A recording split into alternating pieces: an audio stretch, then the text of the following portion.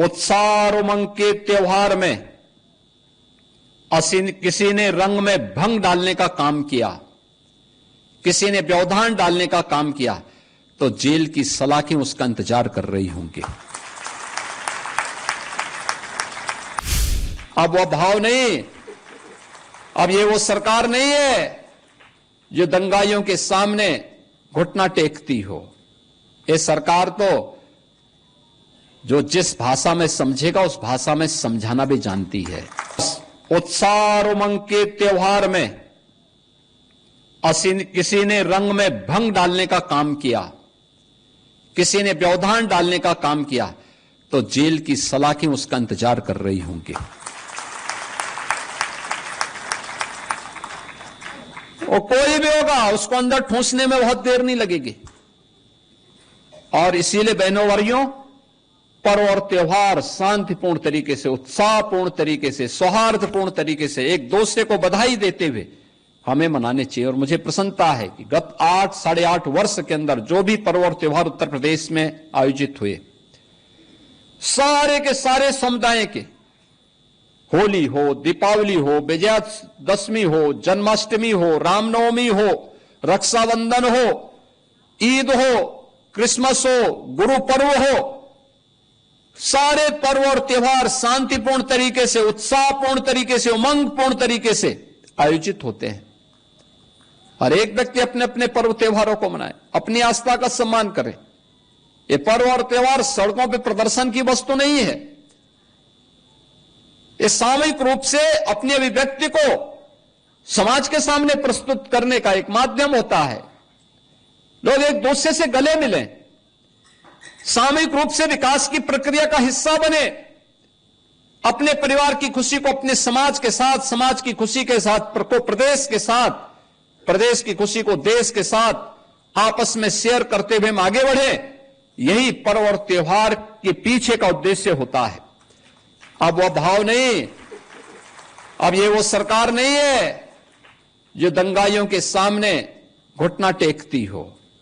ये सरकार तो जो जिस भाषा में समझेगा उस भाषा में समझाना भी जानती है और अच्छी तरीके से जानती है। और इसीलिए आज मैं प्रदेशवासियों से कहूंगा, दीपावली आ रही है।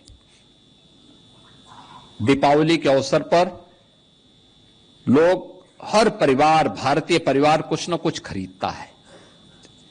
एक इस अवसर पर जो भी खरीदे वह स्वदेशी खरीदे। स्वदेशी, हमारा कारीगर, हमारा हस्तशिल्पी, हमारा स्थानीय उद्यम जो कुछ भी बनाया होगा उसको खरीद करके अपने घर में लेके जाइए। हमारे घर में दिया जलेगा दीपावली का तो हमारे ही कुम्हार के द्वारा बनाया गया दिया होना चाहिए। हमारे घर में दीपावली के अवसर पर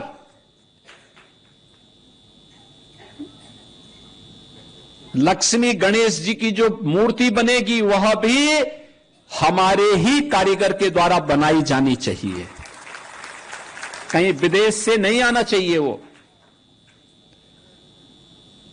हम किसी को उपहार भी दे रहे हैं, अपने हित मित्र को, शुभचिंतक को, नातेदार, रिश्तेदार को, वह भी स्वदेशी होना चाहिए, वह भी स्वदेशी होना चाहिए। और स्वदेशी ही आपको गिफ्ट भी देना चाहिए किसी भी आयोजन के अवसर पर।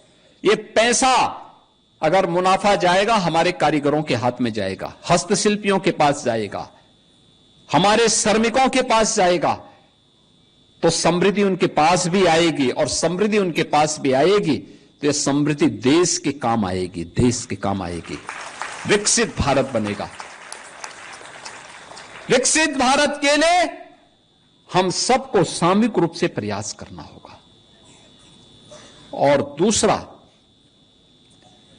पर्व और त्योहार में एक चीज का हमें और ध्यान देना होगा, और वह ये कि अगर हमने अपने परिवार की आवश्यकताओं की पूर्ति कर ली है तो थोड़ा सा उसमें से बचा करके किसी एक गरीब को जरूर कुछ सहायता करने के लिए तैयार होना चाहिए। आपकी बगल में याद करिए ना, याद करिए, अंत्योदय के प्रणेता पंडित दीनदयाल उपाध्याय जी अपने जीवनी में एक बात लिखते हैं। उन्होंने कहा, एक आचार्य शंकर के बारे में उन्होंने इस बात को कहा था कि वे भिक्षाटन करते हुए देश के अंदर जब सनातन धर्म की मूल्यों और आदर्शों की स्थापना करने के लिए निकले थे तो पूरे देश के अंदर भ्रमण कर रहे थे, और उस समय वो एक बड़े घर के सामने गए। सन्यासी के लिए आवश्यक होता है कि वह दिन में एक बार भिक्षा लेगा, लेकिन किसी एक घर से। तो स्वाभाविक रूप से देख करके गए बड़े घर के पास भिक्षा लेने के लिए। उन्होंने भिक्षाम देही का अपने मुंह से उच्चारण निकाला। एक सन्यासी को सामने देख करके घर की महिला भिक्षा लेकर के निकली, लेकिन इससे पहले कि भिक्षा उनके पास जाती, उनकी झोली में जाती, उन्होंने देखा कि इस बंगले के ठीक सामने एक गरीब करहा रहा है। तो उन्होंने अपनी झोली को बंद कर दिया, भिक्षा नीचे गिर गई। परिवार के मुखिया ने कहा, ये सब आप क्या कर दिए? उसने कहा, नहीं, मैं आपके यहां का भिक्षा नहीं ले सकता। कहा, क्यों? कहा कि मैं भागीदार बन जाऊंगा, मैं आपके पाप में भागीदार बन जाऊंगा। कहा, कैसे? कहा कि ये भिक्षा आप मुझे देना चाहते हैं, आप ये दिखावा करना चाहते हैं। इस सामने आपके घर के सामने एक व्यक्ति भूखों मर रहा है, आप पहले उसको खिलाइए। जब वो व्यक्ति सुख और शांति से अपना जीवन यापन करना शुरू कर देगा तो आपकी भिक्षा लेने के लिए मुझ जैसा सन्यासी भी आ जाएगा। मैं भूखा रह सकता हूं, लेकिन मैं किसी भी ऐसे घर से भिक्षा नहीं लूंगा जिस घर में किसी गरीब के प्रति संवेदना न हो। और याद रखना इस बात को कि ईश्वर किस रूप में है कोई नहीं कह सकता, और हम लोगों को एक गरीब के मन में भी, उनके अंतःकरण में भी उसी ईश्वर का वास मान करके देखना चाहिए जो एक सामान्य नागरिक जिसको मंदिर के ऊपर देखता है। इसलिए उन सब गरीबों के साथ हम भी शेयर करें। जो कुछ भी हमारे पास है, थोड़ी बहुत सहायता किसी गरीब की भी हम कर पाएंगे तो हमें जरूर करना चाहिए, और पर्व का उत्साह और आनंददायक हो जाएगा, और भी आनंददायक हो जाएगा। और मेरी आप सबसे अपील होगी, पूरे प्रदेशवासियों से अपील होगी कि पर्व और त्योहार के समय किसी एक गरीब की सहायता जरूर अतिरिक्त करिए। आप अपने नातेदार रिश्तेदारों की सहायता तो करते ही होंगे, लेकिन एक गरीब को भी जरूर कोई ना कोई सहायता इस पर्व और त्योहार के समय देंगे। उन बच्चों को जरूर देंगे जिनको कोई पूछने वाला नहीं है, तो उत्साह और उमंग और आनंददायक हो जाएगा। मैं एक बार फिर से पूरे प्रदेश को दीपावली की हृदय से बधाई देता हूं। आज जिन लाभार्थियों को ये वितरित हो रहा है, वे अब जाकर के उनके खाते में वे सच सीधे जाएं, अपना सिलेंडर वहां पे लेने की व्यवस्था शुरू कर लें, या अगले 2 महीने तक ये सुविधा आपको प्राप्त होती रहेगी। कभी भी जाकर के लेकर के अपना सिलेंडर ले सकते हैं वहां से, ये आप कर सकते हैं। आपके इस आज के इस अवसर पर मैं एक बार फिर से 1,86,00,000 उन सभी उज्ज्वला योजना के लाभार्थियों को इस अवसर पर बधाई देता हूं।